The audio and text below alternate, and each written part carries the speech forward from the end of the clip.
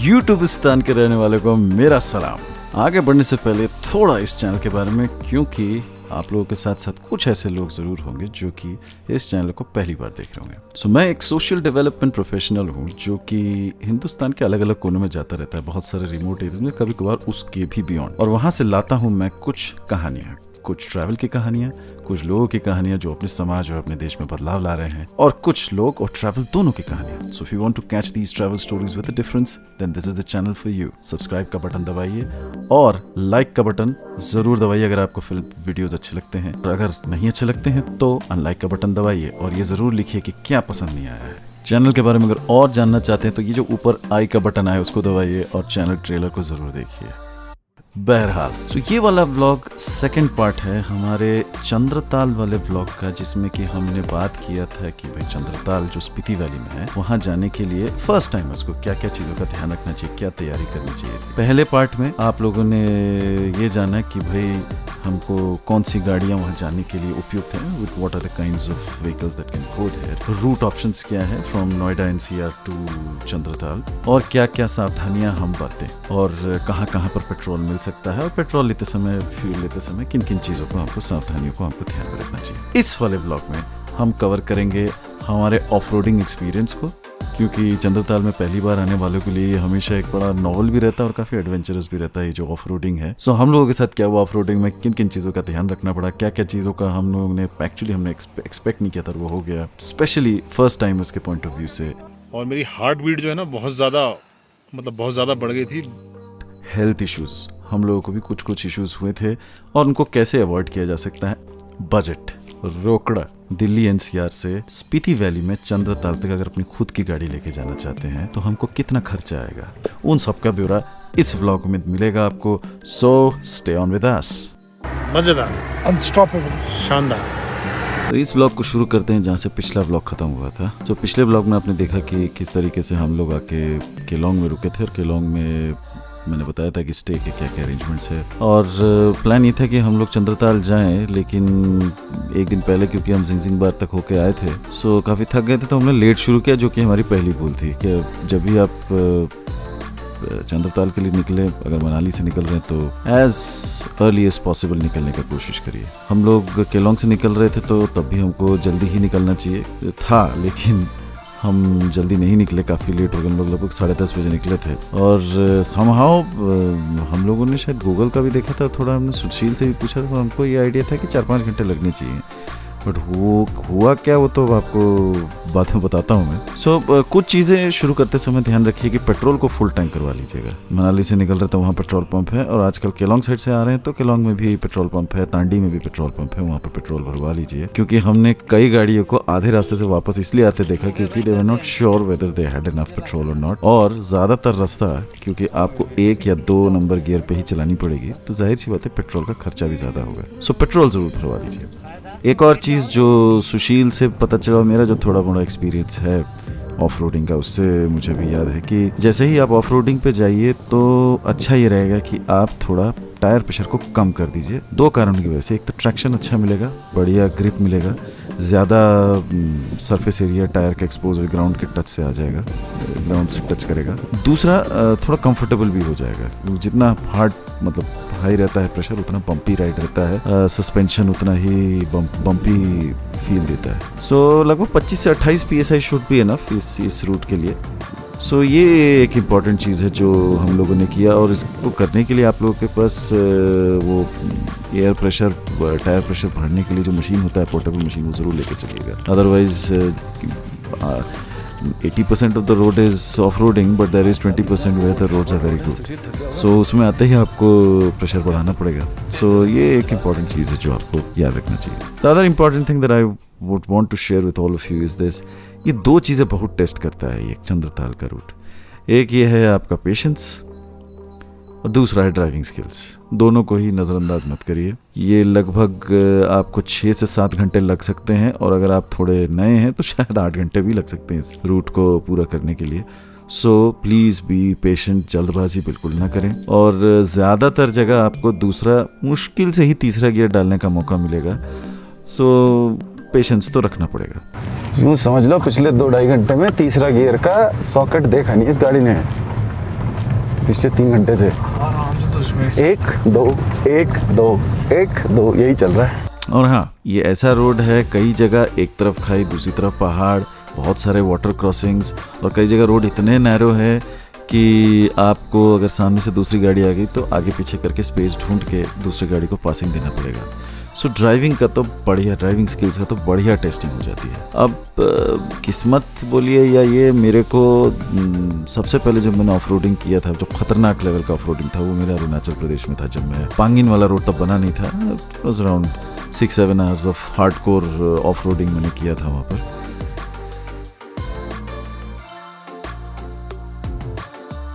और हमारे साथ सुशील थे, सुशील और मैंने ही मिलके, भौमिक भाई ने तो, बंटी भाई ने तो अपना हाथ पूरा खींच लिया कि भाई पहाड़ों में चलाऊंगा नहीं, ऑफ रोडिंग में बिल्कुल नहीं करूँगा। सो अच्छा वो सुशील था। सो सुशील ने काफ़ी सारा लोड जो है, जिम्मेदारी जो है ड्राइविंग का अपने ऊपर ले लिया, बाकी मैंने भी चलाया। सो इसलिए थोड़ा बहुत एकदम ना जाएं, थोड़ा बहुत एक्सपीरियंस हो तो अच्छा, नहीं है तो थोड़ा सावधानी ज़्यादा बरतेंगे, और फोकस बनाए रखना पड़ेगा गाड़ी चलाते समय। थोड़ा सा भी थकावट हो तो ब्रेक ले लो।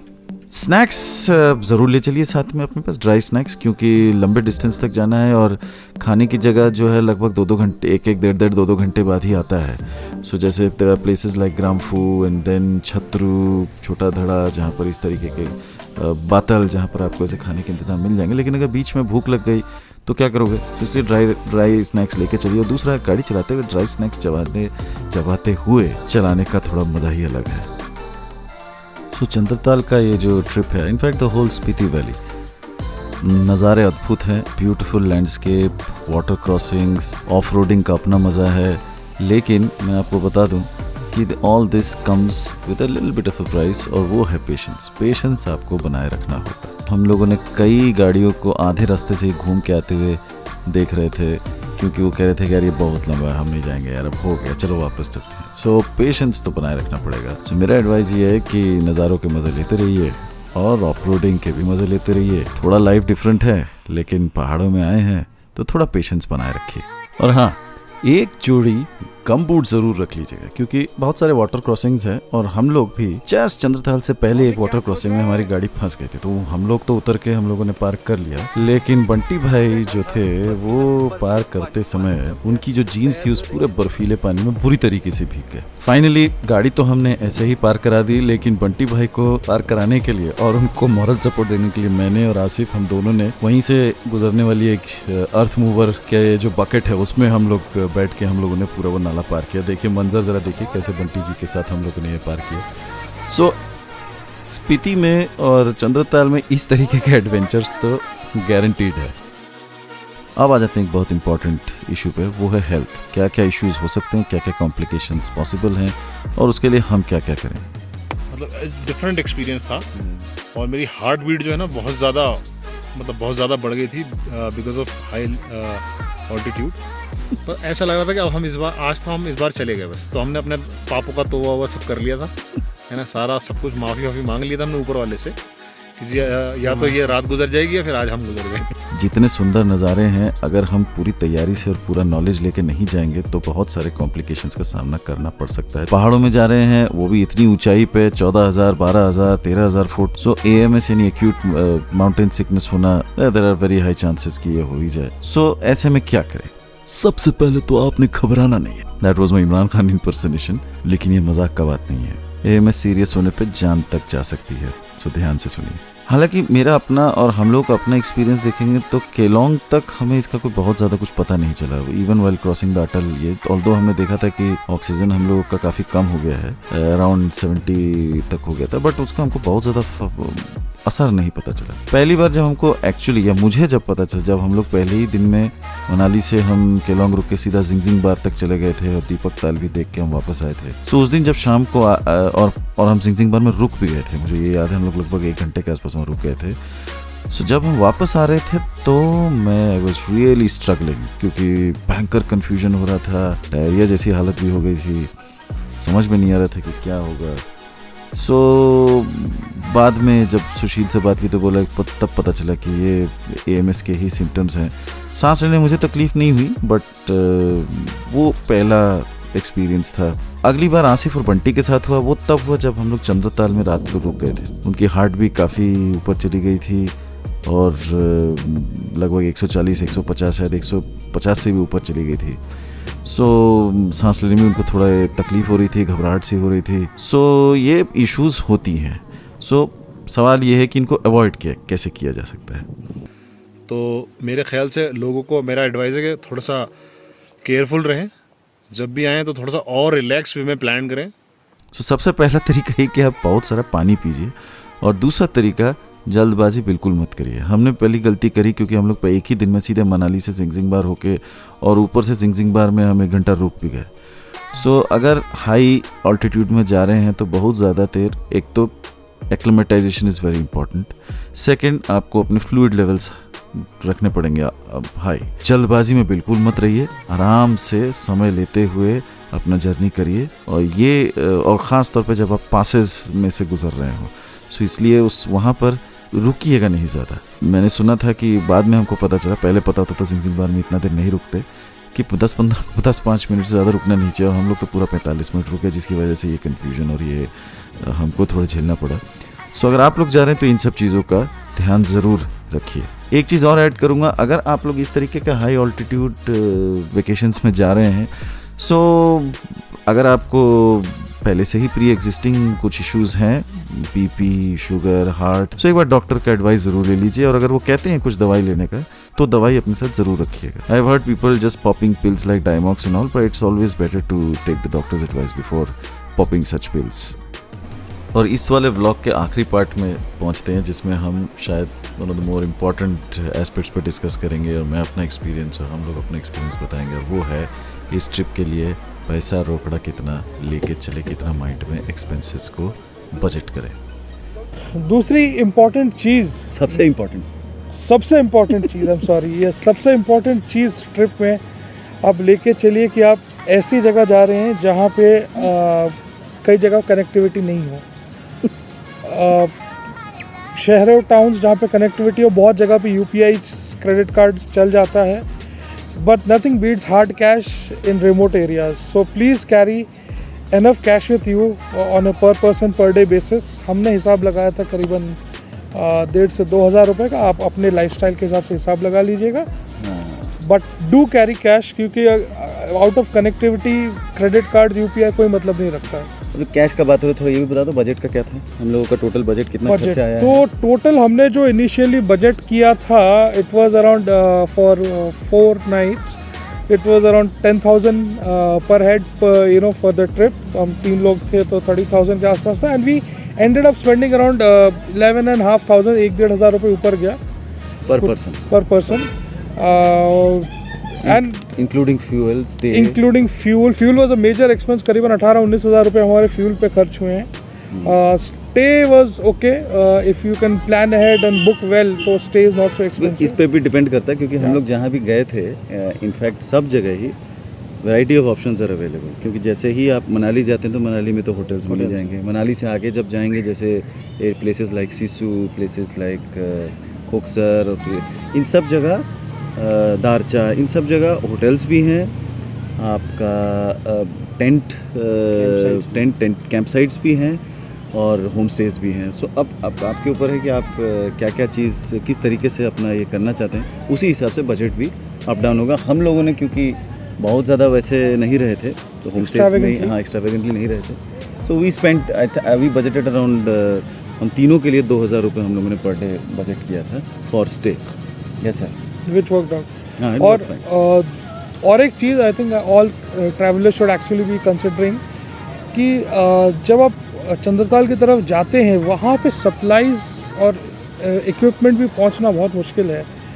सो please don't haggle over there. People are asking, they are very genuine, they are very friendly, they do not overcharge. So let us also be considerate tourists and understand the hardships that they face. In fact जो camping भी जो हमने की थी चंद्रताल में, उसमें भी 2000 रुपये का ही खर्चा आया था हम सबका मिला के, and that included food expenses. वैसे तो अगर आप इस पूरे एडवेंचर को, इस पूरे सीरीज़ को अच्छे से देखना चाहते हैं तो मैंने ये ऊपर नोटिफिकेशन है उसमें आप क्लिक कर सकते हैं, तो आप मेरे स्पीति व्लॉग सीरीज़ को देख सकते हैं। उसमें आपको बहुत सारे हमारे जो एक्सपीरियंसेस उनके डिटेल्स आपको मिल जाएंगे। लेकिन एक चीज़ जो मैं आप लोगों को ज़रूर बताना चाहूँगा वो है चंद्रताल में अगर आप रुकते हैं तो रात में आसमान का मंजर सिंपली मैजेस्टिक, उसे मत मिस करिएगा, मैजिकल। सो छुट्टी प्लान कर रहे हैं गर्मियों में मनाली के आसपास तो चंद्रताल का ट्रिप ज़रूर लगाइए। बहुत सुंदर जगह है, रास्ते बहुत ज़बरदस्त हैं, ऑफ रोड का एक्सपीरियंस भी बहुत ज़बरदस्त है। कुछ चीज़ों का आप लोग ध्यान रखिए और ये मुझे लगता है ये इन्फॉर्मेशन आपके लिए काफ़ी हैंडी आएंगे, ना सिर्फ चंद्रताल के लिए, अगर आप चंद्रताल से अगर आगे भी जाना चाहते हैं क्योंकि बातल से रास्ता स्प्लिट हो जाता है। सो काजा जैसी जगह अगर आप जाना चाहते हैं, स्पीति वैली के बाकी इलाकों को देखना चाहते हैं, Hikkim, Kaza, all those places, तो मुझे लगता है ये सारी हिदायतें आपको उसमें भी काम आएंगी।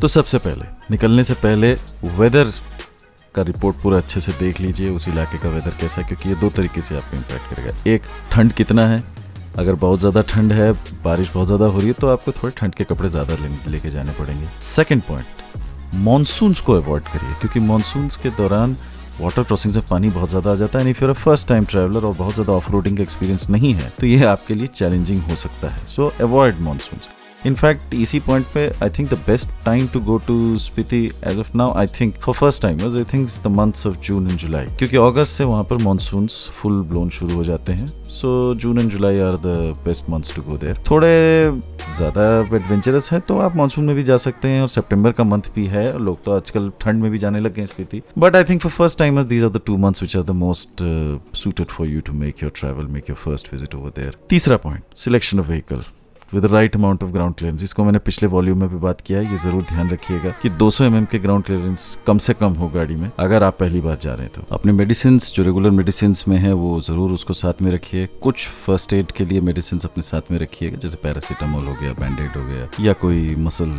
रिलैक्सेंट क्रीम्स जो या स्प्रेस जो होते हैं वो रखिए। और अपने आप को अच्छे से हाइड्रेटेड रखिएगा, पानी बहुत सारा पीजिएगा सो दैट बॉडी हाइड्रेटेड रहे, वहाँ पर इसकी आपकी बहुत ज़रूरत पड़ेगी। अपने साथ ड्राई स्नैक्स ज़रूर रखिएगा, अगर कहीं गाड़ी ख़राब हो गई या अगर नहीं भी ख़राब हुई तो गाड़ी चलाते हुए ड्राई स्नैक्स मंच करते हुए लंबे दूरी का जर्नी बहुत अच्छे से निकल जाता है। मेरे को तो बहुत अच्छा लगता है इस तरीके से मंचिंग करते हुए गाड़ी चलाना। आसपास के पेट्रोल पंप्स के बारे में ज़रूर पता कर लीजिए, ख़ासतौर पे जब आप रिमोट एरियाज में जा रहे हैं, और अपने टैंक को फुल रखिएगा। Next important point, take it easy, जल्दबाजी ना करें और पहाड़ी रोड पे थोड़ा देख ताक के चलाइए क्योंकि रोड कई जगह बहुत नैरो है और वो आपको चैलेंज करेंगे। कैश ज़रूर रखिएगा, रिमोट एरियाज है, नेटवर्क नहीं होने पे यूपीआई नहीं चलेगा, तो therefore cash is very important. Finally, do not litre, जहाँ तक हो सके बिना प्लास्टिक से काम चलाइए, और अगर नहीं चल रहा है तो प्लास्टिक्स को अपने पास जमा करिए और जब आपको ऐसी जगह लगे जहाँ पर प्लास्टिक डिस्पोजेबल सिस्टम्स हैं वहाँ पर प्लास्टिक को डिस्पोज कर दीजिए। और इसके अलावा कुछ नहीं, एंजॉय करिए, लोगों से मिलिए, इस जगह को जानिए, लोगों को जानिए, वहाँ की हिस्ट्री, वहाँ के कल्चर को समझिए, और ये हिंदुस्तान की सबसे सुंदर जगहों में से एक है। Enjoy your trip over there. So till then, stay safe, take care, be happy, bye bye.